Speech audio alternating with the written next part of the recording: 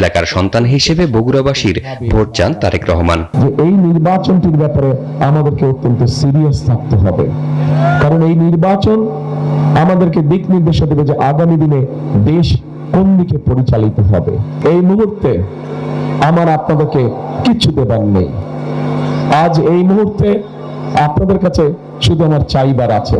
গত 15 বছর দেশ বঞ্চিত ছিল, মেগা প্রজেক্টের নামে হয়েছে মেগা দুর্নীতি মন্তব্য করেছেন বিএনপির চেয়ারম্যান তারেক রহমান। বৃহস্পতিবার মধ্যরাতে নিজ নির্বাচনী এলাকা বগুড়ার জনসভায় তিনি একথা বলেন। জাতীয় নির্বাচন নিয়ে সবাইকে সতর্ক থাকার পরামর্শ দেন তারেক রহমান। বলেন, 12 ফেব্রুয়ারি নির্ধারণ হবে দেশ কোন দিকে যাবে। দীর্ঘ 19 বছর পর পিতৃভূমি বগুড়ার মাটিতে বিএনপির চেয়ারম্যান তারেক রহমান। তাকে এক নজর দেখতে অধীর অপেক্ষায় ছিলেন নেতাকর্মী ও সমর্থকরা।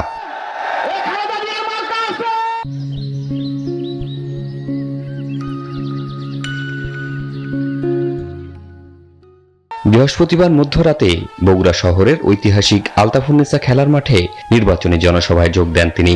শুরুতেই প্রয়াত সাবেক প্রধানমন্ত্রী বেগম খালেদা জিয়া ও বিএনপির প্রতিষ্ঠাতা শহীদ রাষ্ট্রপতি জিয়াউর রহমানের বিদেহী আত্মার শান্তি কামনায় দোয়া করা হয়। এ সময় উপস্থিত জনতার উদ্দেশ্যে তিনি বলেন, আগামী দিনে জবাবদিহিতামূলক সরকার নিশ্চিতে সবাইকে সচেতন থাকতে হবে।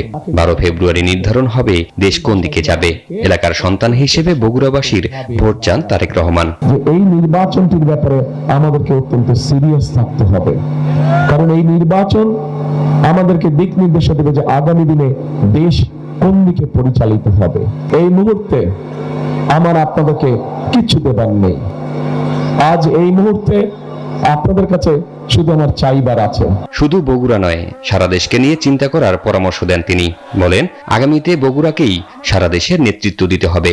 বগুড়ার ন্যায্য অধিকার অবশ্যই বগুড়া পাবে, কিন্তু একই সাথে আমরা খেয়াল রাখবো আমাদের ন্যায্য অধিকার পেতে গিয়ে অন্যের ন্যায্য অধিকার যাতে আমরা নষ্ট না করি।